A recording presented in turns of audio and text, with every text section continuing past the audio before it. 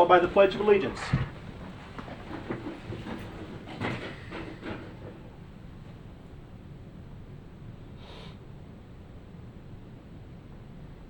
Amen.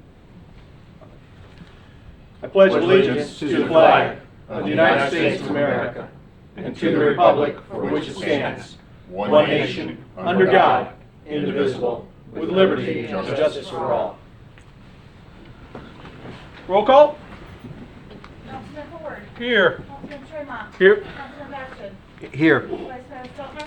Here. Mayor Burnett. Here. None of us have run away since the last workshop today, I see. We all made it downstairs okay. Discussion items, monthly financial report. Tracy Ream sighting. Good evening, Tracy Ream, Finance Director. You're here to bring us lots of good news, right? It's always good news. The money continues to roll in. Well, we actually did get $55,000 from FEMA, so that's better than it How was. much? Out of the 2.7? $55,000. Yeah, we've got quite a Several million more to go, but it's yes, several million, but it's better than last month, so that's an improvement. So we have here the general fund. It's for the period ended February 28th, and so that's 42% of the year that has passed at this point. I'd like to point out that the revenue figure here, you're seeing this 44% here. That looks in line with last year, but keeping in mind that both of these years are extraordinary because of the hurricanes that are reported. The expenditures are in there, and of course then the revenue recognition as well. So looking back here at 48%, so I took out in here, this 8.9 figure here has 4.2 million of it for Irma. And if you back that out, you'll see that our actual revenues are at 48%. So it's not as concerning as it might look if you look back over history to fiscal 16. So we're really at 48% if you adjust the budget to take out Hurricane Irma. So the important ones, of course, the largest is the ad valorem taxes at 92% of the budget, are right in line with where we would expect it to be. If we look down here at our expenditures, again, it's more challenging with the hurricanes and the sort of extraordinary items that have happened recently. So you look here, you'll see we're at 34% of the expenditures, again with 42% of the year having passed. If I know you're anxious to see here, this number right now is showing $1.5 million of loss, but we actually are in the process of closing our books. You'll be hearing from the auditors next week. That number is actually coming down in March to 1.347404. So we still did use a healthy amount of equity as a result of the disasters, but it's slightly better than what we're looking at right here. That's of course assuming that FEMA will reimburse us for everything because we've booked that revenue in. So that's why it's not worse. That doesn't mean the cash is there just because the equity position isn't as much of a deficit. So overall, the expenditures are in line with where we would expect them to be. However, if you take out, again, I'm taking out the hurricanes, we've got this larger budget up here, we've got the land, and if you just go ahead and look at the expenditures without the hurricanes, so you take this 14 and you would back out the non-departmental up here of 2.1, most of which was land.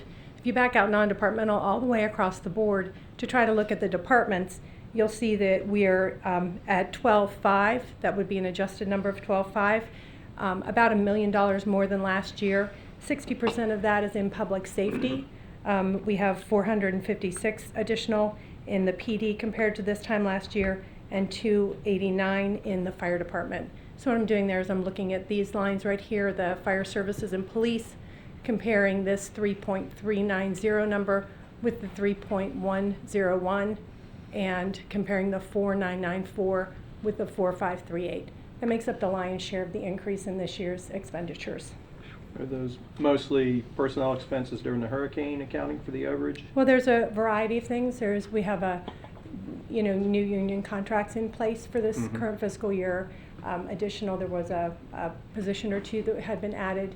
So I'm going off of memory at this point. So a lot of them are personnel. How's the overtime? I did not analyze the overtime as a line item. I can look into that for you for next month. Please, that'd be good to know. halfway through the year. Okay, will do. So here we have the special revenue fund, the building fund. Again, a smaller, more variable fund, also one that tends to be returning a better profit or a better revenue over expenditures. So at this point, we have 41% of our revenue. If we're looking at these, this 756 as well as this 11 here, 41% of the revenues. And we have in the expenditures, we're at 27% of the budget, 58,000 more than last year. So we're looking right in here. This 500 is about 58,000 more than last year at 442. So if we go to the bottom line here, we're at 267 versus last year at 396, but last year was exceptional with the sanctuary at Westport. So we're still better than we were in 16. But again, this is a much more variable fund, so it's usual to see the numbers move around a little bit more. Your expenditures are in line, that's where you can control. Here we have the water sewer fund. We have 20 cycles having been done in each of the years that we're looking at, which is very helpful. So you see this $9,260,000 figure here in operating revenues. That's $192,775 more than last year, or 2%. So we have a little bit of growth here. We have the operating expenditures, so we're moving down to the next subtotal here of $5.207501. That's 46% more than at this time last year, 34% of the budget. And our non-operating revenues, or in this case it's expenditures, are $127,069. So again, in line more with fiscal 16. Last year at this point it happened to be a revenue. And so at the bottom line, after you deal with transfers for debt service and in lieu of taxes, we're at a loss position of $466,664, which is greater than we were at this time last year, but less than we were in fiscal 16.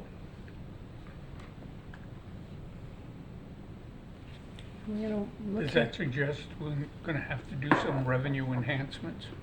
I believe it's on the list of things to look at, but it's really too early to say at this point. Yeah. So here we have 410, Fund 410, which is your solid waste fund. This fund has an increase in both revenues and expenditures. If we combine the operating and the non-operating, so we combine this $2,606,000 and the 14 down here, we get revenues combined of $2,629,10, or 36% of the budget, and $125,000 more than last year. And of course, since these revenues come from customers, if we have more revenues, we're also going to have more expenditures. So in here you see your operating expenditures going up $151,000 more than last year for the $2,384,976, and that leads us to a revenue exceeding expenditures of $151,577, less than last year and less than 16, but also remaining healthy.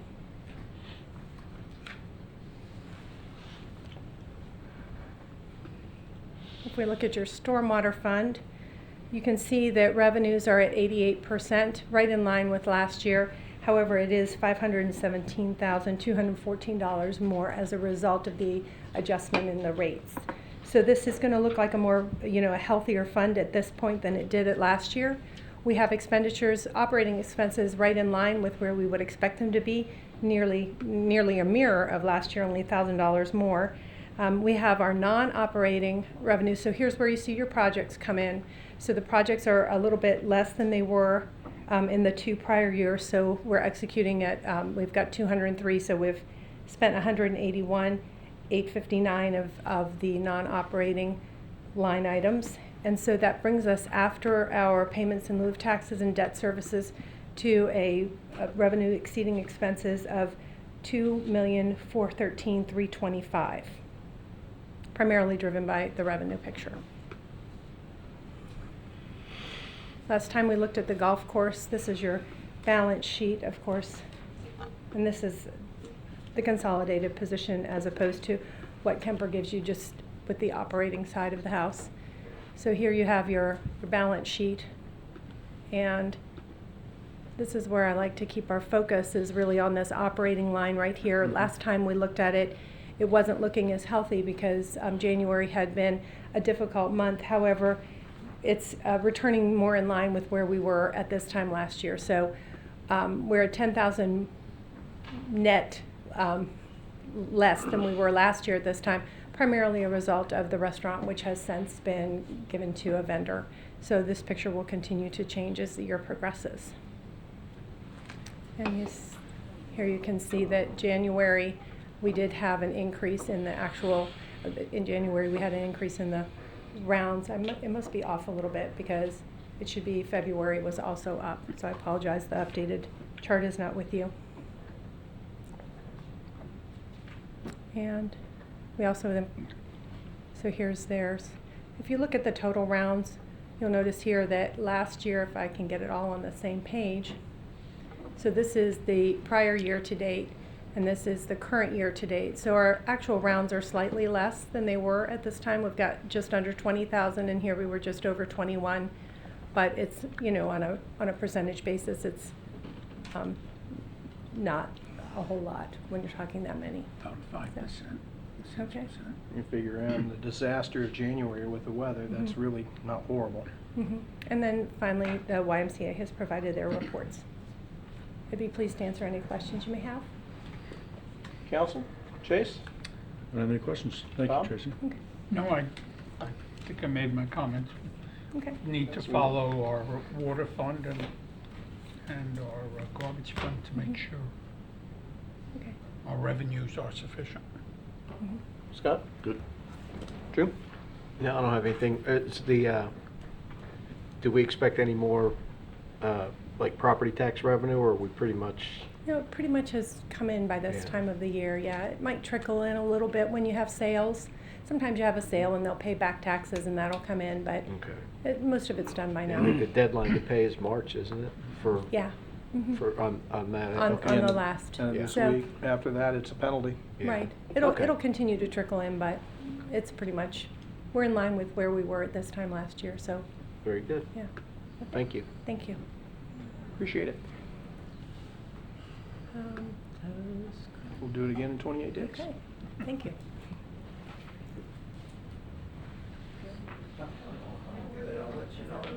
Which brings us to item 5. The half-cent sales tax project priority list. I think that based on our last discussion, when we recommended putting it on the ballot for citizens for them to decide, if we don't give them something to look at and decide that they want, then shame on us, because I think we've got plenty of needs.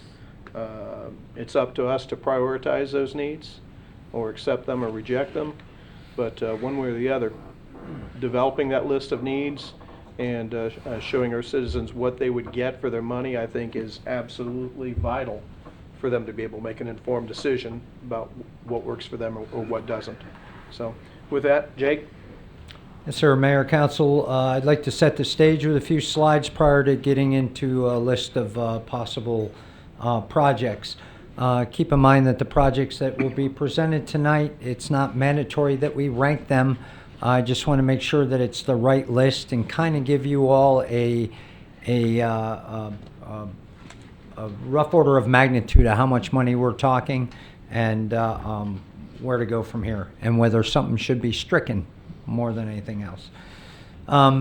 So half-cent sales tax project discussion, a little bit of background. Our infrastructure is in dire need of significant improvements due to the recession. Current revenues, state, federal, and local level, do not support our community's needs to repair, upgrade, and improve roads, bridges, sidewalks, nor are there adequate resources to address significant water and flooding issues. Sorry. Get rid of that. I was going to say, do we need to get Alan to help? The you? proposal, yeah. I'm surprised he's not running in. The state of Florida allows cities to put before voters a local option sales tax. It's explicitly for the purpose of funding projects within the county and municipal public facilities restricted to roads and sidewalks, bridges, water quality, stormwater, and flood control, and the amenities ancillary to those facilities. All 16 cities in Volusia have already, by a public vote of their elected officials, recognized the need to ask the county to place a half-cent sales tax on the November ballot. The tax would be in place for 20 years and would be restricted to those expenditures outlined above. Why a sales tax? A sales tax has several advantages. Visitors and tourists to our community will pay their fair share of revenue collected to address the issues. A sales tax may be a fairer way to pay for these local improvements. Sales taxes can easily be predicted, bonded, and used as leverage for both state and federal tax dollars. How can we be sure the money will be spent well?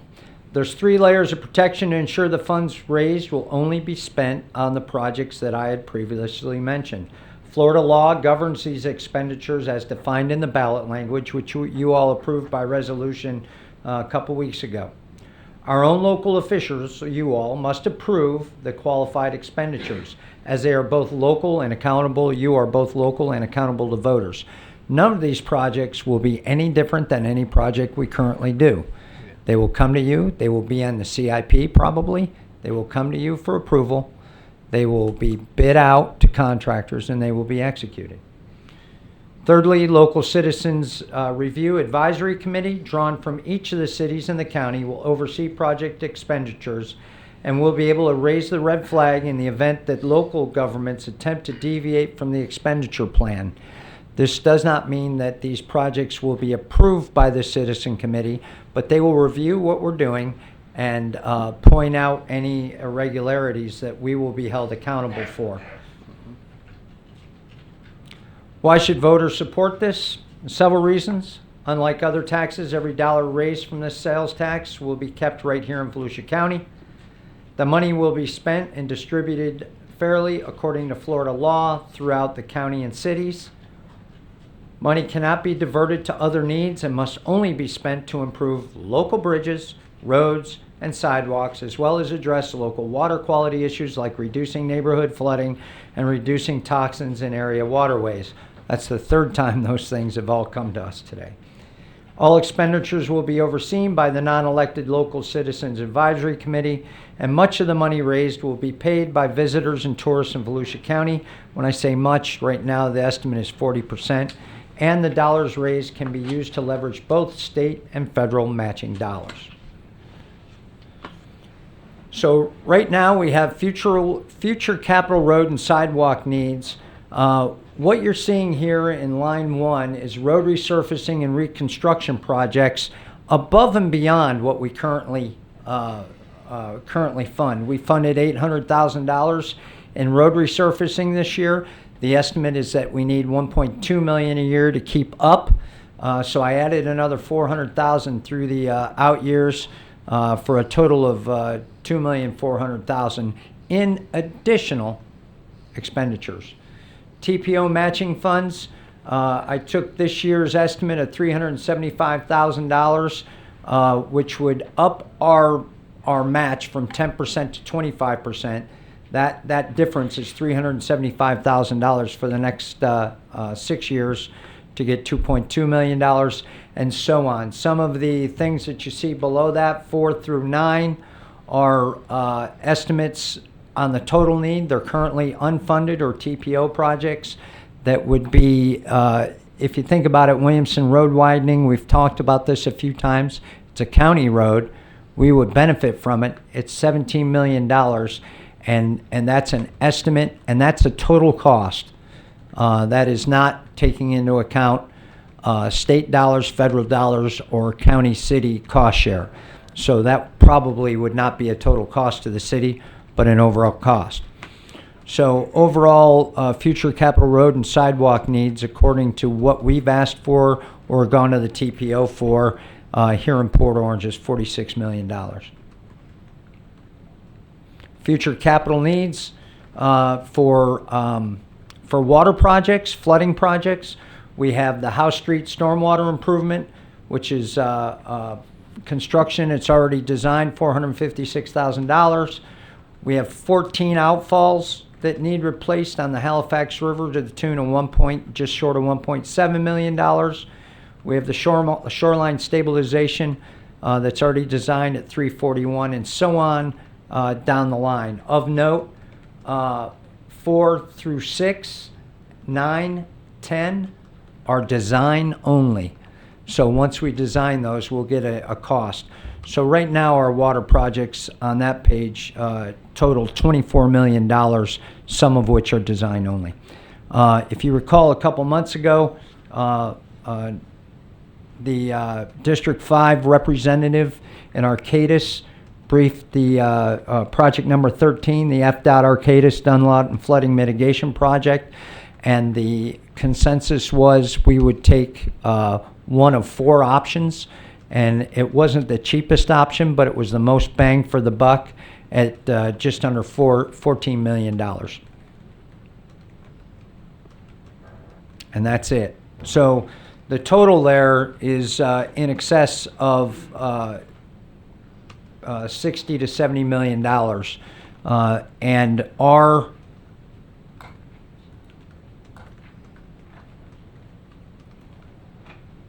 our cut of the 12.5% or the half-cent tax rate, the default formula that we've agreed to, gets Port Orange in the, where is it? 3.4. $3.4 million right there. 7.57%, $3.4 million in today's dollars. $3.4 million of the 70. It's going to take a long time to get there. That 70 million, like I said, most of it is total cost. Some is design only. So we should get some state or federal dollars for some of that, and we should get some cost share from the county for most of it. That's all I have. I'll go back to the Jake, that would be a yearly figure, correct? present. $3.4 million a year. Estimated yearly figure. Not allocated directly to us every year. Not pending approval of a project or anything.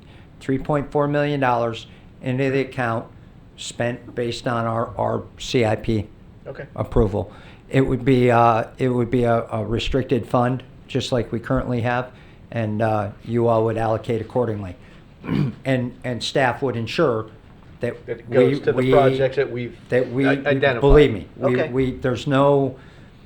we have enough black area projects that we don't have to dabble in any gray area and go, well, you know, Yeah. they're all very cut and dry: water, bridge, road, and sidewalk. Yeah. Could you go back to the roads? Okay. Where's This one. We have nothing for Dunlawton on there? So the Dunlawton projects are not on here, but let me see if I can put them on there. They're not on there, but they are, they can be considered. I would urge us to, just from my discussions over the weekend, I'd urge us to put with lights. Don't we want the state to pay for that, though? Well, Yeah. we're not, this is something that we're gonna work with the state and everyone else. Well, to we're do. also going to be working with the county on Yeah. some of these, but let's keep in mind also that a lot of these projects Jake's showing us here is because we shifted money we actually have to Dunlawton already for a lot of those. So a lot of those are already funded, and a lot of these projects here in the process became unfunded because the money had to come from somewhere. So we're gonna have to majorly educate people on that, Well, because if we get a lot you of don't money, we're put not spending any on it, Dunlawton. you're gonna hurt yourself, that's all I'm saying. So we can add all the TPO projects, which are right here, to this list as well. That's gonna be a TPO project, is it? Pardon me? Dunlawton's gonna be a TPO? The TPO project's right in front of you right now. If you look at all the Adaptive travel, TPO projects, we have traffic. eastbound Taylor Road left turn, Madeline Ave sidewalk, Williamson Boulevard and Willow Run sidewalk, and then the current projects 1 through 17 listed. If you look at 1, 6, 7, 8, 1, 6, 7, and 8 are all Dunlawton street light renovation. westbound turn right lane into city center, eastbound right turn lane into Clyde Morris, westbound right turn lane into Nova, all those things that we talk about ad nauseum when Now, we go up didn't to they just- TPO. So they could do more projects, our contribution level just went from 10 to 25%, did it not? It, I not think- mandatory. No, I'm- we didn't change that No, at the stayed at 10. TPO level, but they Our- always said to get your project higher ranking and more consideration, if you up the percentages on your own, you could be considered. which, if you look back now where I am on line number 2, I have increased every project's matching fund from 10 to to 25%. And Having the money to get the funded money. that addition, that 15% increase is approximately $375,000. So I can, Councilman Ford, I can clarify that so you see the Dunlawton projects But I on would there. recommend making it very clear. Got by it. law. Can do. Jake, can you, and you just answered it, but I was in the process of thinking of asking you that question, so I zoned out. Can you tell me again, and I'm sure it's probably in the CIP, the time frame on the right-hand turns, that we talk about that, right-hand turns, getting off Clyde Morris, getting on to Nova from Dunlawton? Can you tell me again what you just said? On a time frame on that, because my thinking was, okay, Dunlawton's gonna be loaded in this list, and the fact that it's not, I understand if we're gonna get it paid for through other means, which is more fiscally sound. At the same time, we still have a heck of a job explaining that to the residents if this thing passes, but we're not doing anything with Dunlawton. Tim, check me if I'm wrong, but we cannot do Dunlawton improvements without going through TPO, correct? So we have to go through the TPO to do the improvements on Dunlawton. Now, we could fund them at 100%, and that would make it easy. But Do we have a time frame? I think what you're talking about, A, is making sure that people see that Dunlawton is a priority and it's getting addressed. And B, that regardless of funding source, these dollars allow all these things to happen, no matter where we put these dollars. Quicker time frame. But what I'm also saying is, So- 2015 and 2016, I've been saying to the same people, well, we're gonna ask some right-hand turns to alleviate some of Dunlawton. I don't wanna say it again in 2019. so well, you may Well, have without to. giving them a It's not our That's fine. timeline per se, right? that's Everything's what got to I'm- go through the TPO. The TPO needs to approve it. You get updates on what the TPO has approved. Right now, the TPO has a current list of projects. Have they finalized that list of funded projects for 19? Not yet, right? Occurs in August. So we'll give you that list when it comes out. And you'll see it, I think, on the CIP Yeah. as well. Thanks. Yep. It'll be on the CIP regardless. Funded We or just won't have unfunded. we just won't have the funding status until Right. then. Okay. Man. Keep going, keep going. Just, as our main road, the main road that we have no control over. Correct. We do and we don't. Such Yep. a frustrating thing. So, We have to go through so many and keep in avenues. mind, on Dunlawton, the things that we've cracked the whip and asked for, some of it we have gotten. So the U-turn is done, which everybody was People- clamoring people for. hate it. Well, They love it. regardless, hate they it, asked for and they it. love it. And they're still making legal U-turns in front of Chick-fil-A. So the lights, as much as all the paperwork, and every time we turn around, and I the utmost respect for our community development people, every time they turn around, there's another obligation before they get these street lights in. But I think we finally got them nailed down, and we got the money, and we'll be moving forward with that. One more question in addition to that, and I think we talked about it before. What is the only reason that we have a light right there at Taylor Branch is for pedestrians? And if so, why do we need it? No, Because there's a there's left- another light no, there's 50 a left yards turn. ahead. There's the left turn onto Taylor Road. There's a left turn onto Correct. Taylor Road, and there's a crosswalk, and so. But I mean, they bas- can have a blinking light for that, but Ba- that's the only time it stops. Because you can't turn left out onto Dunlawton, so I'm wondering if it's worth having that light there. Well, so know, I'm I getting- can't hire a transportation planner to save my soul, but we have 50,000 of them. 61,000 We have of them in the city. 61,000 of them. It's there for a reason.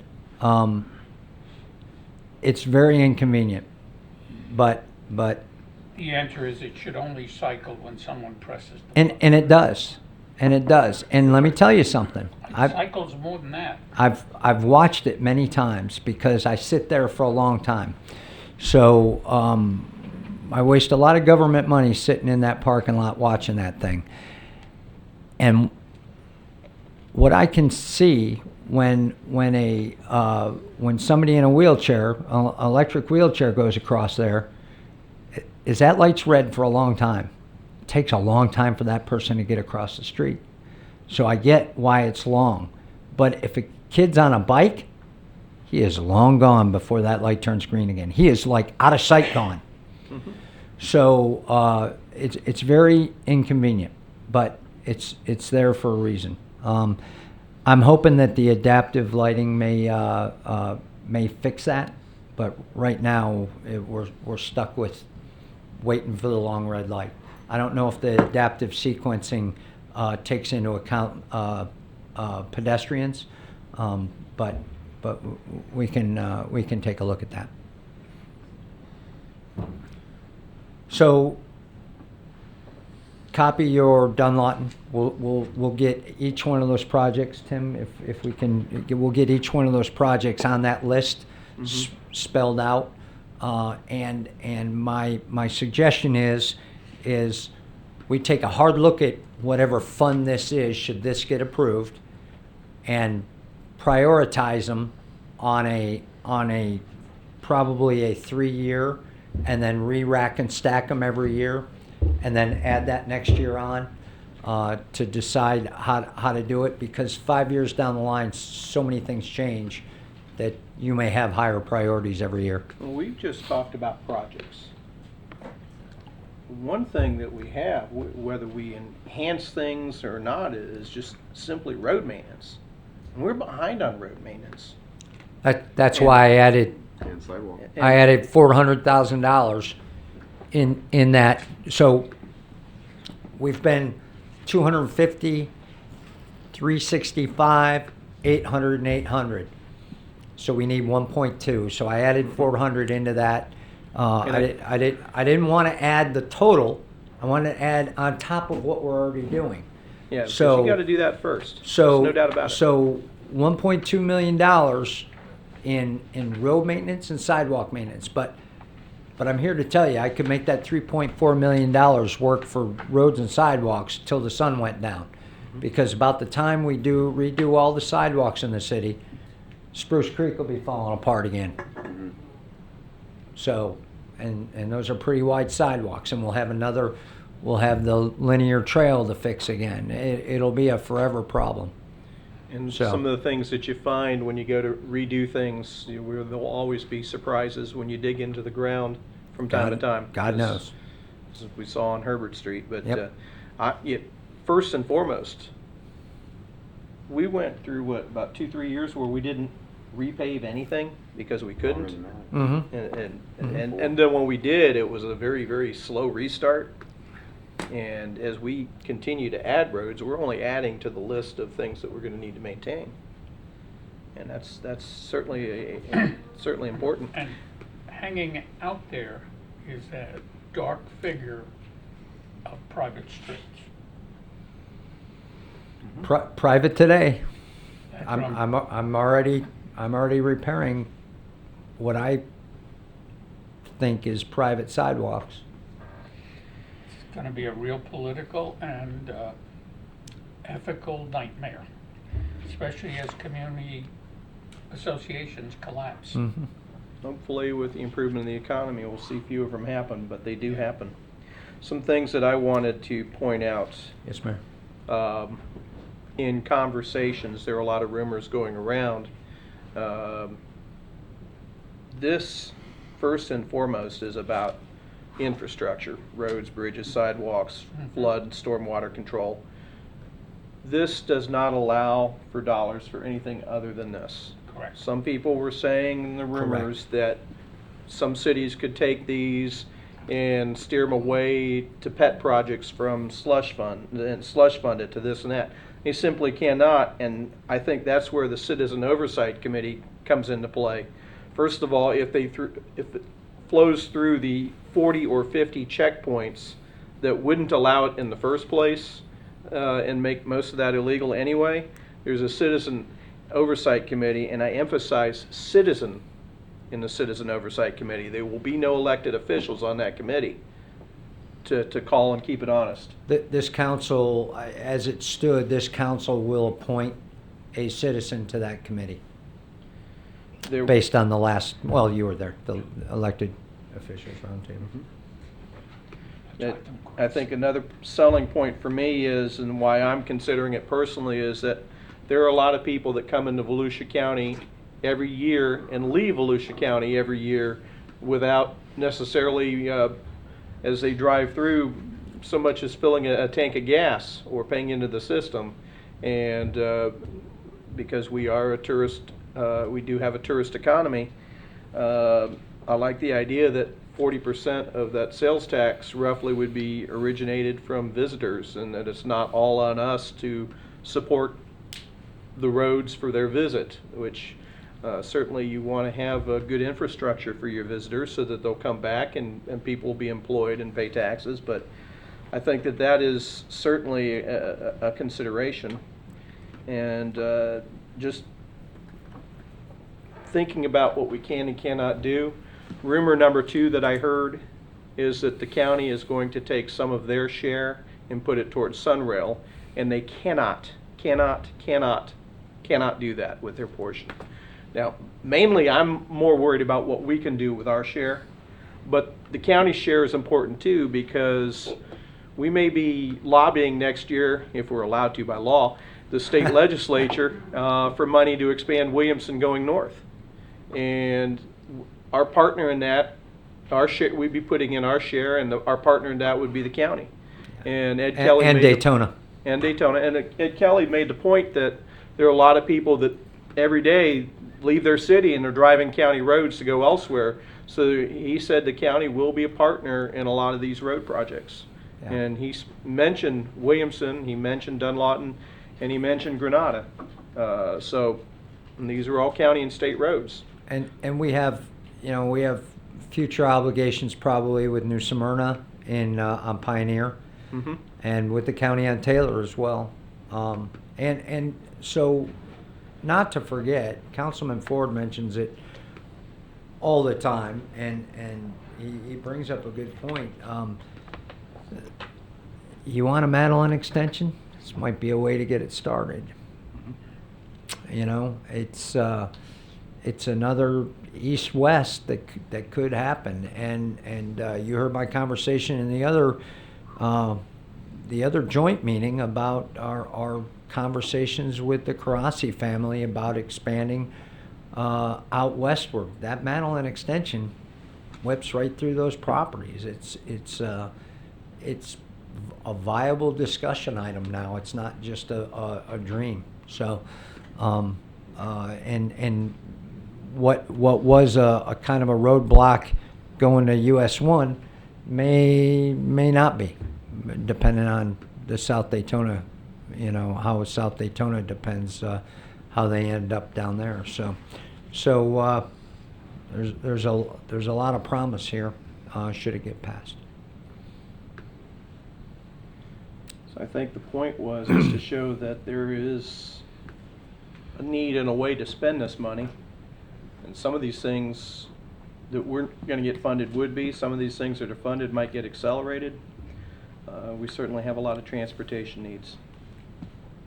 And that's as the year goes on, I think it'll be important for the city to, if we're going to kind of share it, to come up with we're going to concentrate on roads, but flooding or stormwater or whatever, and then go from there. I think it's a little too early for that now, but staff will need to clearly understand, should we get it where you want it to go, so we can plan accordingly. I don't want to plan a bunch of flooding projects and then find out that it's all roads. So or vice versa. So, and just as a scene setter, I think most of you know that we had a pretty healthy sewer leak on Herbert this week that cost us a lot of time and energy and money. So our infrastructure is starting to in the River District is starting to feel the effects of old age. So something to think about.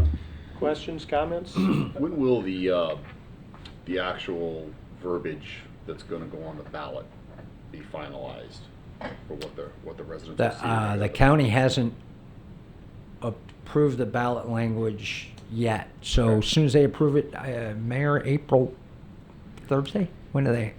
They meet on Tuesdays now. Tuesdays. So I guess the same time April 3rd then.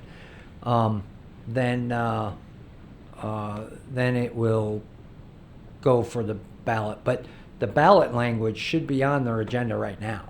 If you want to read what it Your slide says. back up where he says all that this is allowed to go for. I think it was the next one after that. Yeah, right up there. I think that might be an issue that people are going to have with it, because so often the talk has been about it's about roads, roads, roads. Now I'm starting to hear, well, you can do sidewalks with it, you can work on bridges, you can do stormwater flooding projects with it. It's always been that way. I just never heard it that way. I always heard it roads, roads, roads. I get it. That could be a. It's always not a been bait that and way. switch, but That's with what that's what the infrastructure. resolution says, and that's what the media's been putting out. That's what the newspaper put out. I've seen nothing to the contrary. Now, having said that, I've been in a lot of meetings where we reiterate what it can be, and more importantly, what it can't be used for. Yeah, and And I think we need to speaking more public continue to, perception. because rumors are rumors and, Right. and facts are facts. Right. Yeah. Right, Yeah, and and that's what I'm talking Yeah. about. If The you're public spending your life on perception of what it is. Facebook, I get that. I see that too. Now, you on take the a look at social our media. budget and what we spend on roads versus how much we spend on sidewalks. We spend a whole lot more on roads than we do on sidewalks, and I got a feeling that this will be similar. I mean, it would be not prudent for us to spend $3.5 million on sidewalks and spend nothing on anything else. And if we did that, we would be accountable to the voters, and they will fire us accordingly, and should. So where I was going with that was, Please. what I would really like to ask for you and your staff to do is, once that language is finalized, I would like to have a section on our website that's very easy for us to direct citizens to, that will not only be able to read the language, but then the information that you're providing with us tonight, once that's been refined and added some of the concerns Sure. that we've talked about tonight, make that as user-friendly and easy to read as possible, so that the residents, because that's my plan, that's what I want to be able to do, because it's too much and too many projects and a lot of stuff to be able to, when you run into Mr. and Mrs. Smith at the grocery store and they say, hey, what do you think about this? And I want to be able to give them a place to go to so that Sure. they get it. They So- see that language and They they need to see what understand they- this is Port Orange's plan. They gotta see what they're getting. Right. And it- We'll And I- provide you all with talking points, website. As soon as we finalize, I'll have Christine do a public service announcement. We'll hit it on the radio, the monthly radio show when we get a little more final, and make sure you have access to everything, including this slide presentation with the update with the Dunlawton projects that Councilman Ford. In addition to that, I'm sorry for the interruption earlier, Scott. No, go ahead. But his point to putting the education on there, I think in addition to that, being proactive, explaining why Dunlawton isn't as prominent on there, explaining the procedure of going through. It will TPO. be. So Dunlawton will be on there. So I You won't know- have to you get what I'm explain why saying. it isn't. Yeah. Yes, I do understand what you're saying, but it gets kind of hard to put on a piece of paper the whole TPO process versus. But there's other ways to educate the public on that. Number one. Number two, the public education campaign for this is going to be pretty robust, as I understand it. Team Volusia Economic Development is already on board. The CEO Alliance is already on board. The chambers are already on board. So there's going to be Hotel multiple Motel people. Association. Yeah, the Hotel Motel. So there are multiple associations that would benefit from this out there with the same talking points, which I think is important. I forget the company. Is it Vancor? The I don't know if that's the name of the company, but that's the gentleman that briefed the elected officials roundtable that is kind of spearheading the campaign and the talking points, not paid for with taxpayer money, paid for with private money. So we have a lot of support to make this happen. And Jake, to Scott's point, our part of that public education campaign is what we're going to do with the money. You bet. You bet. So we'll provide those talking points to you as well as some points to some detailed information on our website. Questions, comments? Thank you, Jake. Anybody from the public want to speak? It's a Jack Wiles sighting. Jack Wiles, 5885 Riverside Drive. Quick question. The tax itself that we're talking about is a surtax, correct? Sales. Sales Yes. tax. But it's typically it's called a surtax. Surtax meaning that it's going to be in excess of what the state charges. Yes. So it's a tax in excess. Yeah. So it's typically a sales tax, but it's a surtax is what it To actually be on is. top of the state. That's correct. And that typically is capped at $5,000. Is this going to be capped at $5,000? What do you mean by 5,000? $5,000 is, for example, the school board right now. We have 6% by state tax. We have a 0.5% for school tax. School tax is that other 0.5%. That 0.5% is called the surtax. Beyond the surtax, that surtax can only go up to $5,000. So people that are buying things for $7,000 only pays that 0.5% on $5,000. Don't know the answer to that. I do not either. So are we talking about the same thing here? Or are we talking about another 0.5% on the full amount? Is there going to be I a certain? assumed it was another half cent on the I full think amount. it's on everything. And as a business owner, I hear what you're about to Yeah, say. it's a big item for us. Yeah. It's a huge item for us. I mean, if you cap it at $5,000 like the others, I mean, I don't know how that revenue was generated based on the 3.7 or 3.4 million dollars you're going to generate. Right. But if you're doing it on just the $5,000, we're talking about $25. Okay, on the whole purchase. Think about a $100,000 item, and it would be $25. That's not such a big deal. But if you do a 0.5% on $100,000, now we're talking about quite a bit more money. That's very concerning. And the other question I guess I had, And if I could just interrupt for 1 second, Yeah. Jack, I think that's a valid concern. We'll find out the answer, and that is something else that should be inclusive of that information when we go to put it out, so that not only the residents but the business owners will know that as well. Sorry, Okay. Jack, go ahead. yeah, no, that's fine. Because I was thinking, this sounds like a good grassroots initiative to get everybody educated. But at the same time, I think we need to understand exactly what's involved. One of the things I was thinking as I was sitting there is, I'm always looking at it from, okay, these funds, I think you said, we could bond those funds, right? Because income is guaranteed. So if you were to bond that $70 million, your payment on that would be $500,000 a year. And you're getting how much money in? 3.4? Mhm. So what do you do with the other 2.9 million? That's just a thought. I mean, that's one way to look at it, and that's at 4.5%. I don't know what our bond rate is now. What's our bond rate? Yeah. 4.75. 10-year bonds. 10-year I'll bonds take are it. I'll take it. 10-year bonds are about 2.9 right now, so there's probably another 0.5% on top of that. Yeah, so, right, 3.5%, 4%, so, there's some funds. But I'm just saying that's something to look at, do we really need a 0.5%? We need a 0.25%? It depends on what you want to do with it. If we're talking Well, about if we're only building a can do road these- and not waiting, then you're probably going to bond it. This isn't only. No, I'm saying the 70 million, that was what the projects were, right? It was, that was the full 70 million in projects, yeah. Over CIP. only over No, 20 years though. those are the projects that we have identified. On our books. That's just us. Well, that'd be a pretty good start at $70 Yeah, million. by the way, one project alone that we do need Mhm. for laning the bridge over, Williamson. the Williamson Bridge over I-95 is 60 million by itself. Outrageous, 50 million? yeah. Yeah, I mean, just to give you an example though, I mean, if you look at it from a income standpoint versus what you could do with the bond money, I mean, that would give you a lot more than $70 million, that's for sure.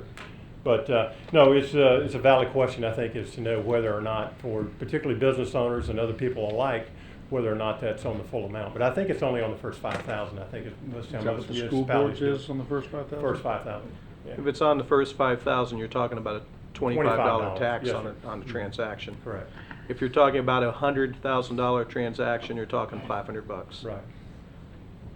I do know that our sister counties are already at the level we're interested in going to. Well, I think there's, We'll get, that's a great question, we'll find that out. Thanks, Jack.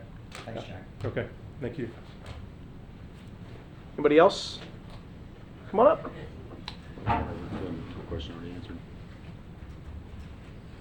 Thank you for letting me talk. I'm Jerry Harris. I live at 5403 Cordgrass Bend Lane, Port Orange. The half-cent sales tax that is coming up, that will be on the voters' referendum, correct? Be on the November And ballot. this yeah. is an absolute ironclad where this money will go for us. All the infrastructure things that we talked about and nothing else. Correct. Correct. Correct. I'm not gonna be building a park or paying a police Well, I officer. just, I or like to know what I'm building a voting fire for and not station. just going, Yep. oh, yeah, No, I like to know what I'm voting for. Absolutely. And I just want to be clear, that's strictly Sure. for the roads and sidewalks and everything that we will need. And it will say that on the ballot language, that you Flood check or control. don't check. Okay, that's all I want to know. Yeah. Thank you. Thanks, Jerry. Anybody else? Anything else come before us this evening? If not, let's do it again in 7 days. All Have a right. good night.